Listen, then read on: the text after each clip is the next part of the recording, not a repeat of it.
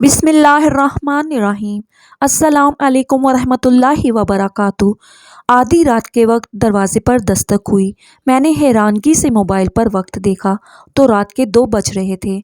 इस वक्त कौन आ गया, यही सोचते हुए दरवाजे के करीब गया और बुलंद आवाज में पूछा, कौन है? बाहर से आवाज आई, दरवाज़ा खोलो बेटा। ये आवाज़ कुछ जानी पहचानी सी थी। जैसे ही मैंने दरवाज़ा खोला मेरे मुंह से बुलंद चीख निकल गई, क्योंकि दरवाजे के बाहर तो आधी रात का वक्त था। हर तरफ होका आलम था। सारी दुनिया ख्वाबे खरगोश के मज़े लूट रही थी। मैं भी अपने बिस्तर में दबका हुआ था कि अचानक मुझे दरवाजे पर दस्तक की आवाज़ सुनाई दी। मैं हैरान रह गया कि रात के इस पहर कौन आ गया, खुदा खैर करे। दिल में सोचते हुए मैंने मोबाइल उठाकर उस पर वक्त देखा तो रात के 2 बज रहे थे। पाँव में जूता पहनकर मैं बाहर के दरवाजे की तरफ गया। रात के अंधेरे और आधी रात की इस दस्तक ने मेरे दिल में एक अजीब सा खौफ पैदा कर दिया था। मैं 35-40 साल का एक शादीशुदा शख्स था, मगर इसके बावजूद मुझे डर लगने लगा। यही सोच के न जाने इस वक्त दरवाजे पर कौन होगा। जैसे ही मैं दरवाजे के करीब आया, दरवाज़ा खोलने से कबल मैंने बुलंद आवाज़ में पूछा, कौन है बाहर? तो आवाज़ सुनाई दी, दरवाज़ा खोलो बेटा।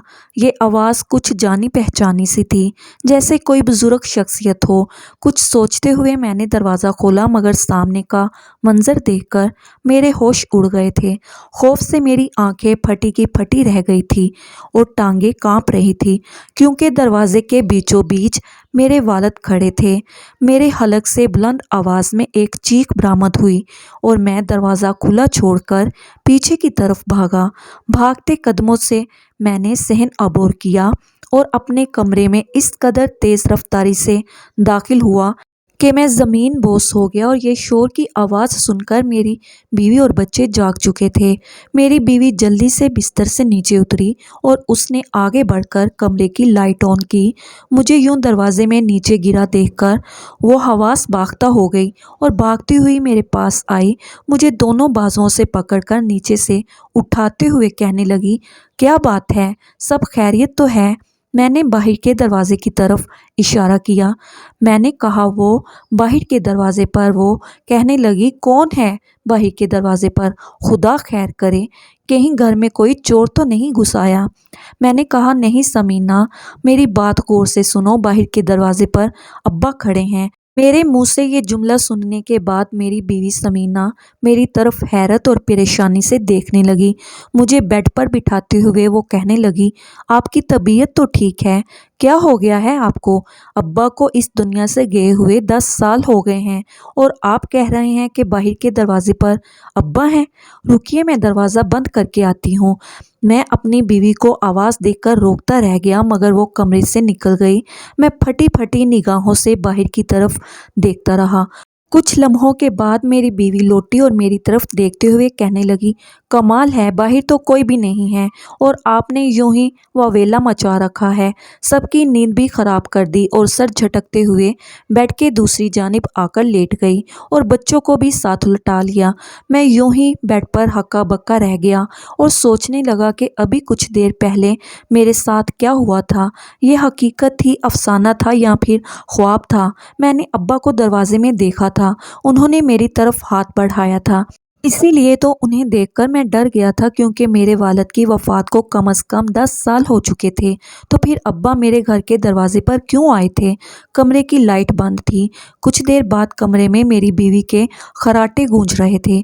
मेरी बीवी और बच्चे सुकून की नींद दोबारा सो चुके थे, मगर मेरी आंखों से तो जैसे नींद रूठ चुकी थी। तमाम रात मैंने छत को घूरते हुए गुजार दी और मैं बुरी तरह शशोपंज का शिकार था और सोच रहा था कि आखिर मेरे वालिद मेरे घर के दरवाजे पर क्यों आए थे।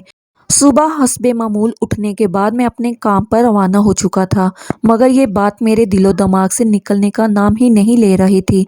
मैं शशोपंज का शिकार भी था और खौफजदा भी था।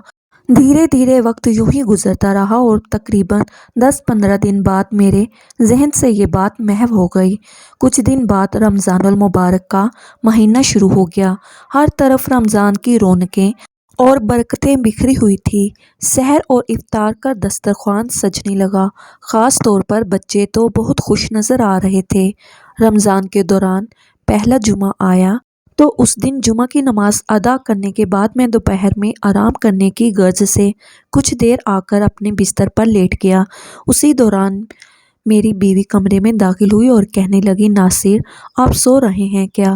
میں نے کہا نہیں، ابھی تو جاگ رہا ہوں، مگر ارادہ یہی ہے کہ کچھ دیر آنکھ لگ جائے۔ وہ کہنے لگی، جمعۃ المبارک کا دن ہے، اچھا ہوتا اگر آپ قبرستان چلے جاتے، اماں ابا کی قبر پر فاتحہ خوانی بھی کر آتے اور قبروں کی حالت بھی دیکھ لیتے، اگر کچھ درستگی کی ضرورت ہو تو وہ مرمت وغیرہ کروا دیتے۔ اس کی بات سن کر میں سوچ میں پڑ گیا، کیونکہ ابھی میرا ارادہ تھا کہ میں کچھ دیر آرام کروں، مگر اب بیوی کی بات سننے کے بعد مجھے انکار کرنا بھی مناسب نہیں لگا، لہٰذا نہ چاہتے ہوئے بھی میں اپنی جگہ سے اٹھا اور کہا، چلو ٹھیک ہے، میں چلتا ہوں قبرستان، اچھا ہوا تم نے مجھے یاد کروا دیا۔ یہ کہتے ہوئے پہلے میں واش روم کا رخ کیا، وضو کرتے ہوئے باہر نکل آیا اور قبرستان کا رخ کیا۔ گاؤں کا یہ قبرستان گاؤں کے وسط میں واقع تھا۔ یہاں سے چاروں طرف سے ہی لوگوں کو قبرستان آنے جانے کے لیے آسانی رہتی تھی۔ مختلف طرح کی سوچوں میں الجھے ہوئے میں قبرستان پہنچ چکا تھا۔ میں نے چاروں طرف نظر دوڑائی، قبرستان خالی تھا، کوئی بھی نہیں تھا۔ مجھے حیرت ہوئی کہ رمضان المبارک کا پہلا جمعہ ہے اور یہاں قبرستان میں کوئی بھی نہیں ہے، یا پھر میں ہی دوپہر کے وقت آ گیا ہوں، ہو سکتا ہے لوگ صبح کے وقت چکر لگا گئے ہوں۔ ارد گرد دیکھا تو مجھے گورکن بھی کہیں نظر نہیں آ رہا تھا۔ پھر میں نے اپنے دل میں سوچا، شاید روزہ ہوگا اس لیے آرام کر رہا ہوگا اندر۔ یہی سب سوچتے ہوئے میں قبروں کے درمیان میں سے جگہ بناتے ہوئے اپنے والد کی قبر کی طرف جانے لگا۔ قبروں کے درمیان سے چلتے ہوئے جب میں والد کی قبر کے نزدیک پہنچنے ہی والا تھا تو میں نے کچھ دور سے ہی اپنے والد کی قبر کی طرف دیکھا تو میرے قدم جہاں تھے وہیں ساخت ہو گئے۔ یوں محسوس ہو رہا تھا جیسے میرے قدم زمین نے جکڑ لیے ہوں۔ میرے والد باہر قبر کے اوپر بیٹھے ہوئے تھے، انہوں نے کفن لپیٹا ہوا تھا اور وہ قبر کے اوپر بیٹھے ہوئے تھے۔ جیسے ہی میری ان پر نظر پڑی اور ان کی مجھ پر نظر پڑی، انہوں نے ہاتھ بلند کیا اور میری طرف دیکھنے لگے۔ ان کے چہرے پر افسردگی اور یأسیت پھیلی ہوئی تھی۔ چہرے کی طرف دیکھ کر یوں محسوس ہو رہا تھا جیسے وہ ابھی رو دیں گے، اور میرے بڑھتے قدم تو رک چکے تھے۔ خوف نے میری سوچنے سمجھنے کی تمام صلاحیتیں ہی سلب کر لی تھی۔ سمجھ نہیں آ رہا تھا قدم آگے بڑھاؤں یا پیچھے۔ چند لمحوں بعد میں کچھ سوچنے سمجھنے کے قابل ہوا تو میں نے جلدی سے رخ موڑا اور قبرستان سے باہر کی طرف دوڑ لگا دی۔ دوڑتے ہوئے میں پیچھے اپنے ابا کی قبر کی طرف بھی دیکھ رہا تھا۔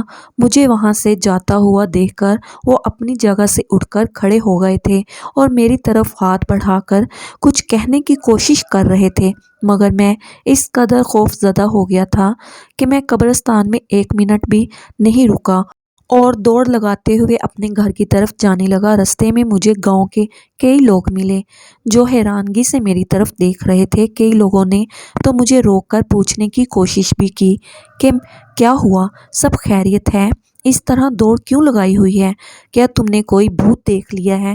مگر میں نے کسی کی بات کا کوئی جواب نہیں دیا، کیونکہ میں جلد از جلد اپنے گھر پہنچنا چاہتا تھا۔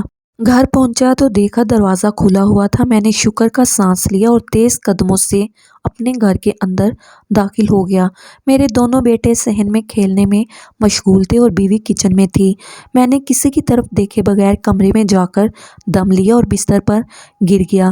میرا سانس بری طرح سے پھول چکا تھا۔ میری بیوی کو جیسے ہی میری آمد کی خبر ہوئی، وہ جلدی سے کچن میں کام چھوڑ کر کمرے میں چلی آئی اور حیران پریشان نظروں سے میری طرف دیکھتے ہوئے کہنے لگی، کیا بات ہے، آپ تو قبرستان گئے تھے نا، کیا ہوا، سب خیریت تو ہے نا؟ میں بستر سے اٹھ کر بیٹھ گیا۔ اپنے سانس کو ہموار کرنے کے بعد میں نے کہا، سمینا، اس رات میں نے تمہیں بتایا کہ دروازے پر ابا تھے تو تم نے میری بات کا یقین نہیں کیا، لیکن آج جب میں قبرستان گیا تو جانتی ہو کیا ہوا؟ میری بیوی میری طرف منتظر نگاہوں سے دیکھ رہی تھی، کہنے لگی، کیا ہوا؟ میں نے کہا، تم یقین نہیں کرو گی۔ وہ اصرار کرتے ہوئے کہنے لگی، آپ بتائیے تو صحیح، ہوا کیا ہے؟ میں نے کہا، جیسے ہی میں قبرستان میں داخل ہوا اور ابا کی قبر کی طرف گیا تو کیا دیکھتا ہوں، ابا اپنی قبر کے اوپر بیٹھے ہوئے تھے۔ میری بات سن کر سمینا نے اپنے دل پر ہاتھ رکھ لیا، کہنے لگی اللہ خیر کرے، یہ کیا ہو رہا ہے؟ میں تو کہتی ہوں امام صاحب سے رابطہ کیجیے، ان کو ساری بات بتائیے، ہو سکتا ہے کوئی حل بتائیں۔ اپنی بیوی کی بات سن کر میں نے کہا سمینا تم کہہ تو ٹھیک رہی ہو، مگر کیا میری بات پر کوئی یقین کرے گا؟ جس طرح تم نے پہلی دفعہ میری بات سننے کے بعد کہا تھا کہ یہ کیسے ہو سکتا ہے، یہ نہ ہو کہ میری بات سننے والے مجھے ہی پاگل کہیں۔ میری بیوی نے تیزی سے نفی میں سر ہلایا اور کہنے لگی نہیں نہیں امام صاحب ایسا بالکل نہیں کہیں گے، وہ بہت ہی جہاں دیدہ انسان ہے، آپ ایک بار جائیے تو صحیح، مجھے پوری امید ہے کہ وہ آپ کی اس معاملے میں بہتر طور پر رہنمائی کر سکیں گے۔ اپنی بیوی کی بات سن کر میں نے اثبات میں سر ہلایا اور کہا ٹھیک ہے، عصر کے بعد میں امام صاحب سے اس معاملے پر بات کرتا ہوں، دیکھتے ہیں کہ وہ کیا کہتے ہیں۔ میری بیوی واپس کچن میں جا چکی تھی اور میں خاموشی سے بستر پر لیٹ گیا، مگر میں بری طرح سے الجھ چکا تھا۔ سمجھ نہیں آ رہی تھی کہ آخر یہ گتھی کس طرح سلجھے گی۔ میں کچھ دیر آرام کرنا چاہتا تھا، مگر اب تو میں بے چینی کا شکار ہو چکا تھا۔ اسی طرح بستر پر لیٹے ہوئے مختلف طرح کی سوچوں میں الجھے ہوئے عصر کا وقت ہو گیا۔ فضا میں عصر کی اذان کی آوازیں بلند ہونے لگی تو میں اپنی جگہ سے اٹھا اور بجھے ہوئے قدموں کے ساتھ مسجد کی جانب جانے لگا۔ میں مسجد میں داخل ہوا تو دیکھا کہ مسجد ابھی خالی تھی، اکا دکا لوگ ہی مسجد میں تھے۔ میں نے کلائی پر باندھی گھڑی میں وقت دیکھا تو اندازہ ہوا کہ میں وقت سے کچھ دیر پہلے آ گیا ہوں، لہٰذا میں چپ چاپ مسجد کے ایک گوشے کی طرف چلا گیا اور وہاں سر جھکا کر بیٹھ گیا۔ مسجد میں مجھے خاموشی سے بیٹھے ہوئے 10 منٹ ہی گزرے تھے کہ مؤذن نے تکبیر کہہ دی اور اس کے بعد مسجد میں لوگوں کی بڑی تعداد داخل ہونا شروع ہو گئی۔ عموماً مسجد میں ایسا رش دیکھنے کو نہیں ملتا تھا، یہ رمضان کی رونقیں ہی تھی۔ صف بندی ہو چکی تھی، میں بھی کھڑا ہوا اور صف میں شامل ہو گیا۔ نماز ادا کی، دعا مانگی اپنے لیے، اپنے بچوں کے مستقبل کے لیے، اور ایک بار پھر مسجد کے ایک خاموش گوشے میں جا کر بیٹھ گیا، کیونکہ اب مجھے نمازیوں کے مسجد سے چلے جانے کا انتظار تھا۔ میرا خیال تھا جب تمام نمازی چلے جائیں گے، امام صاحب مسجد میں اکیلے ہوں گے، تبھی میں ان سے اس بارے میں کچھ بات کر سکوں گا۔ اور پھر آہستہ آہستہ کر کے مسجد خالی ہونے لگی، تمام لوگ جا چکے تھے۔ سب سے آخر میں امام صاحب کرسی کا سہارا لیتے ہوئے اپنی جگہ سے اٹھ کر کھڑے ہونے لگے تو میں تیز قدموں سے ان کی طرف بڑھا اور سلام عرض کرتے ہوئے ان کے پاس بیٹھ گیا۔ مجھے پاس بیٹھتے ہوئے وہ سمجھ چکے تھے کہ مجھے ان سے کوئی ضروری بات کرنی ہے، لہٰذا وہ بھی اٹھتے اٹھتے بیٹھ چکے تھے۔ میرے چہرے پر نظر پڑتے ہی انہوں نے مسکرا کر میرے سلام کا جواب دیا اور کہنے لگے کہو میاں کیسے ہو، رمضان کیسا گزر رہا ہے؟ میں نے کہا الحمدللہ، شکر ہے اللہ کا، ایک الجھن میں گرفتار ہوں، آپ کے پاس مشورے کی غرض سے حاضر ہوا ہوں۔ میری بات سن کر امام صاحب کے چہرے پر تفکر کی لکیریں پھیل گئیں، کہنے لگے ہاں کہو میاں کیا بات ہے، خدا خیر کرے، سب خیریت تو ہے؟ میں نے کہا یوں تو خیریت ہی ہے امام صاحب، مگر چند دن سے میرے ساتھ ایک عجیب واقعہ پیش آ رہا ہے۔ میں نے پریشان کن لہجے میں کہا تو امام صاحب کہنے لگے کیسا واقعہ، کیا ہوا ہے، کچھ بتاؤ۔ میں نے کہا امام صاحب میرے والد صاحب کو اس دنیا سے گئے ہوئے 10 سال ہو چکے ہیں، مگر چند دن پہلے آدھی رات کے وقت میرے دروازے پر دستک ہوئی۔ میں نے جا کے دروازہ کھولا تو سامنے میرے والد صاحب کھڑے تھے۔ میں ان کی طرف دیکھ کر بہت خوف زدہ ہو گیا تھا اور اندر کی طرف بھاگ گیا، اور پھر اب جب رمضان شروع ہوا تو جمعۃ المبارک کے دن میں نے قبرستان کا رخ کیا، اس نیت سے کہ اپنے والد کی قبر پر جاؤں، فاتحہ خوانی کروں، مگر جیسے ہی میں قبر کے قریب پہنچا تو یہ دیکھ کر میرے رونگٹے کھڑے ہو گئے کہ میرے والد صاحب تو قبر کے اوپر بیٹھے ہوئے تھے، ان کے بال بکھرے ہوئے تھے، چہرے پر پریشانی کے آثار تھے۔ وہ میری طرف ہاتھ بڑھا کر اپنی جگہ سے اٹھ کھڑے ہوئے، یوں جیسے کچھ کہنا چاہتے ہوں، مگر یہ منظر دیکھنے کی مجھ میں تاب ہی نہیں تھی، لہٰذا میں الٹے قدموں وہاں سے بھاگ آیا۔ اب میں پریشان ہوں کہ آخر یہ کیا معاملہ ہے، آپ ہی کچھ کہیے، میری سمجھ سے تو باہر ہے۔ میری بات سن کر امام صاحب حیرانی سے میری طرف دیکھنے لگے اور کہنے لگے، بات تو واقعی پریشانی کی ہے، لیکن سوچنے کی بات یہ ہے کہ ایک ایسا شخص جو 10 سال پہلے اس دنیا سے جا چکا ہے، وہ آخر کیا چاہتا ہے جو اب وہ 10 سال بعد تمہارے دروازے تک آنے لگ گیا ہے۔ پھر کچھ سوچتے ہوئے امام صاحب کہنے لگے، یہ بتاؤ بیٹا، اپنے والد کے لیے کیا کرتے ہو؟ تو امام صاحب کا یہ سوال سن کر میں نے حیرت سے ان کے چہرے کی طرف دیکھا اور کہا، وہ تو وفات پا چکے ہیں، میں ان کے لیے کیا کر سکتا ہوں اب؟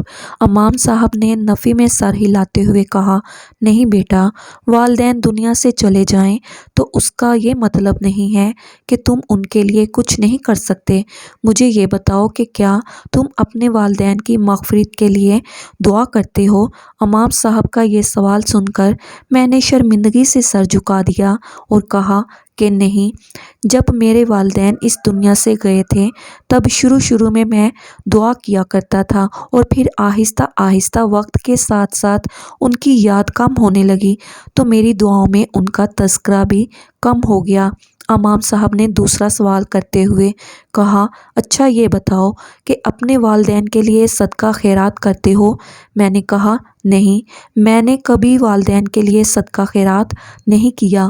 امام صاحب کہنے لگے، اس کے علاوہ کوئی ایسا نیک کام جو تم اللہ تعالیٰ کی خوشنودی کے لیے کرتے ہو؟ میرے چہرے پر شرمندگی کے اثرات پھیل چکے تھے۔ میں نے کہا، نہیں امام صاحب، ایسا تو میں کوئی کام نہیں کرتا، میں بس اپنے معمول کے کام کرتا ہوں، وہی روٹین کی زندگی گزارتا ہوں، کام پر جاتا ہوں، شام کو واپس آ جاتا ہوں، 5 وقت کی نماز بھی بمشکل ادا کر پاتا ہوں، کبھی کبھی تو وہ بھی رہ جاتی ہے، اس کے علاوہ تو میں کچھ نہیں کرتا۔ امام صاحب نے افسوس سے سر ہلاتے ہوئے کہا، سنو بیٹا، ہمارے دین اسلام میں اولاد کو والدین کے لیے صدقہ جاریہ کہا گیا ہے۔ جانتے ہو اس کی وجہ کیا ہے؟ صدقہ جاریہ کا مطلب ہے جاری رہنے والا صدقہ، یعنی اگر والدین دنیا سے چلے بھی جاتے ہیں ان کے بعد بھی یہ صدقہ جاری رہتا ہے۔ یہ صدقہ کس صورت میں جاری رہ سکتا ہے؟ جب اولاد کوئی نیک کام کرتی ہے، اپنے والدین کے لیے دعا کرتی ہے، اپنے والدین کی قبر پر فاتحہ خوانی کے لیے آتی ہے، اپنے والدین کے نام کا صدقہ خیرات کرتی ہے، تو اولاد کے یہ نیک اعمال ان کے والدین کے لیے صدقہ جاریہ بن جاتے ہیں۔ تمہیں ایک اور بات بتاؤں کہ جب بھی دنیا پر اولاد کوئی نیک عمل کرتی ہے تو وہاں ماں باپ فخر محسوس کرتے ہیں، بلکہ محفل میں ان کا ذکر کیا جاتا ہے کہ آج فلاں شخص کے بیٹے نے اس کے لیے یہ نیک کام کیا۔ ماں باپ کا سر فخر سے بلند ہوتا ہے، مگر جن لوگوں کے بچے کچھ بھی نہیں کرتے وہ مایوس ہو جاتے ہیں۔ جانتے ہو مردے انتظار کرتے ہیں، خاص طور پر والدین کے ان کے بچے ان کے لیے کچھ کریں، کیونکہ وہ اب ایک مردہ وجود ہیں، وہ اب خود اپنے لیے کوئی نیک اعمال نہیں کما سکتے، انہوں نے جتنے بھی نیک اعمال دنیا میں کرنے تھے وہ کر کے جا چکے ہیں، لیکن اس کے باوجود ماں باپ کی قبریں دنیا میں موجود اپنی نیک اولاد کی بدولت ٹھنڈی رہتی ہیں، کشادہ رہتی ہیں، کیونکہ اولاد کے نیک اعمال کا ثواب والدین کو بھی ملتا ہے۔ تو میرا تمہارے لیے یہی مشورہ ہے کہ اپنے والدین کے لیے صدقہ خیرات کرو، ان کی قبر پر فاتحہ خوانی کرو اور ان کو کلام پاک پڑھ کر بخشا کرو، تاکہ اللہ تعالیٰ ان کی قبروں کو جنت کا ایک باغ بنائے رکھے۔ مجھے امید ہے کہ اس طرح تمہارے والد اپنی قبر میں سکون پائیں گے اور دوبارہ کبھی تمہارے پیچھے نہیں آئیں گے۔ شاید وہ تمہیں اس بات کا احساس دلانا چاہتے ہیں کہ وہ تمہارے انتظار میں ہیں، ان کا یہ انتظار ختم کرو اور اپنے والدین کے لیے صدقہ جاریہ بنو۔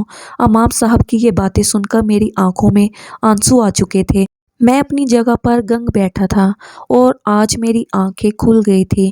اس دن میں مسجد سے باہر نکلا تھا کہ ایک عزم کے ساتھ کہ بے شک میرے والدین اب اس دنیا سے جا چکے ہیں، مگر میں انہیں بھولوں گا نہیں، میں انہیں اپنی دعاؤں میں، اپنے نیک اعمال میں، اپنے صدقات خیرات میں یاد رکھوں گا۔ ناظرین، مزید اس طرح کی سبق آموز کہانیاں اور واقعے سننے کے لیے ہماری ویڈیو کو لائک کریں، شیئر کریں اور چینل کو سبسکرائب کرنا مت بھولیے گا۔ شکریہ، اللہ حافظ۔